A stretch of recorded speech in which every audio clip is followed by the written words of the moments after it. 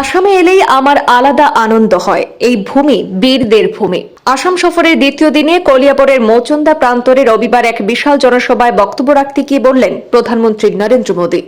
জনসভা মঞ্চ থেকেই প্রধানমন্ত্রী ৬,৯৫৭ কোটি টাকা ব্যয়ে নির্মিতব্য এলিভেটেড করিডোর সহ ৪ লেনের জাতীয় সড়ক সম্প্রসারণ প্রকল্পের শুভ উদ্বোধন করেন। গতকাল শনিবার দুদিনের সফরে আসামে আসেন প্রধানমন্ত্রী নরেন্দ্র মোদী। আজ কলিয়াবরের মৌচন্দা মাঠ থেকে প্রধানমন্ত্রী নরেন্দ্র মোদী আসামবাসীর উদ্দেশ্যে বক্তব্য রাখেন। মৌচন্দা মাঠে পৌঁছালে বিভিন্ন সাংস্কৃতিক দলের পক্ষ থেকে প্রধানমন্ত্রীকে সংবর্ধনা জানানো হয়। এরপর প্রধানমন্ত্রী কাজিরাঙ্গা এলিভেটেড করিডোরের মডেল পরিদর্শন করেন এবং ভিত্তিপ্রস্তর স্থাপন করে এক বিশাল জনসভায় অংশগ্রহণ করেন। সেখানে ৬,৯৫৭ কোটি টাকা ব্যয়ে নির্মিত হতে চলেছে এই কাজিরাঙ্গা এলিভেটেড করিডোর প্রকল্প।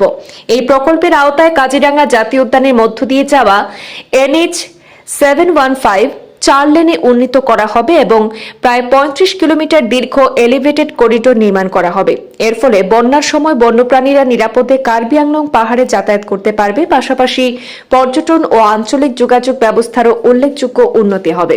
জনসভায় বক্তব্য রাখতে গিয়ে প্রধানমন্ত্রী তার কাজিরাঙ্গা সফরের পুরনো স্মৃতির কথা তুলে ধরেন। তিনি বলেন, ২ বছর আগে কাজিরাঙ্গায় কাটানোর সময় আমার জীবনের এক বিশেষ অভিজ্ঞতা।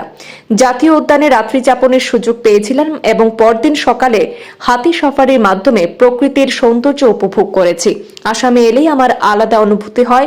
এই ভূমি বীরদের ভূমি।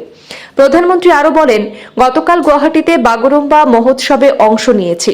বড় জনজাতির যুবতীরা বাগরুম্বা নৃত্যের মাধ্যমে এক নতুন রেকর্ড গড়েছে।